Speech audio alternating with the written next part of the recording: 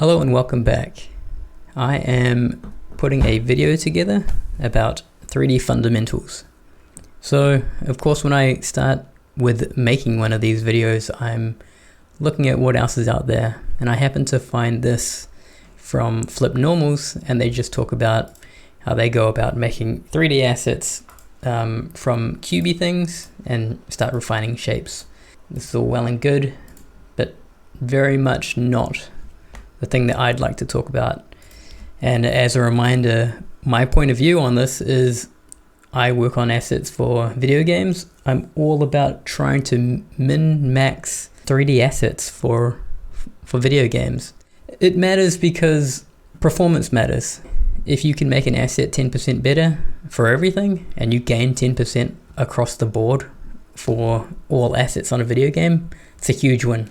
Let's just have a look at what fundamentals mean of or relating to the foundation or base, elementary. So very core to asset creation in this respect. And so what am I talking about? I'm talking about how in 3D you really have two main elements that you need to worry about, and it's geometry and textures. These two together will make your asset. And I want to show you this diagram because on the left here we have this brick wall. Ignore the character. The brick wall is basically just a plane. It relies heavily on a texture. And then you go to the right and have a look at this tree. This tree relies heavily on silhouette and geometry, less on textures. It still relies on textures to give it shade and everything, but this is the core of my talk. Well, this talk anyway. Going back to here, how does this come together? I think vegetation is probably the best example of this for all video games. So I've just got a whole bunch of ArtStation posts which combine this. And so we look at examples like this where the grass would be damn near impossible to make with Geo. You'd blow out the poly count by doing this. But this combination together is how every video game does grass. You go ahead, you put your basic planes together, you map it to the grass texture, and then you spam it around, you get something as gorgeous as this. Yeah, texture breakdowns, which are really nice to see. Very minimalistic on Geo. But yeah, it all comes together really well.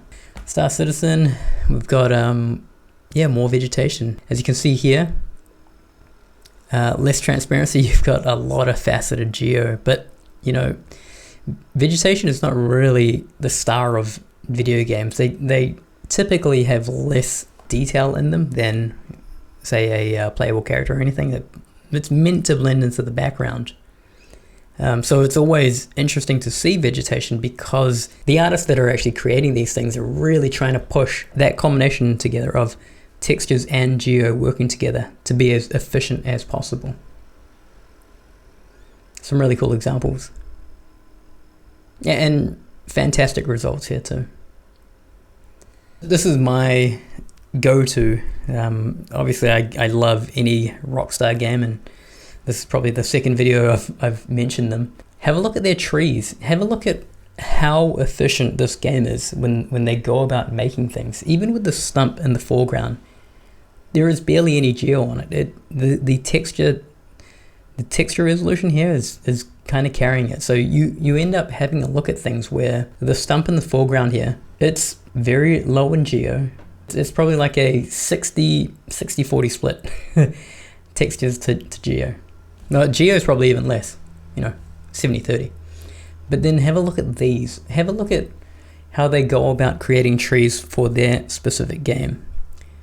Everyone knows Rockstar's Red Dead Redemption 2 is a open world third-person game, so you'll never get very high up on these trees. Check out this set of branches here. It is abysmal. You could count you can count the polygons on it. Doesn't matter. This is what video games are. This is the epitome of making efficient assets, and Rockstar are definitely the best in class, if you ask me. So going back to what I said up front, when you make assets, just try and figure out where it fits along this spectrum. And I hope you can go away and make better assets knowing that.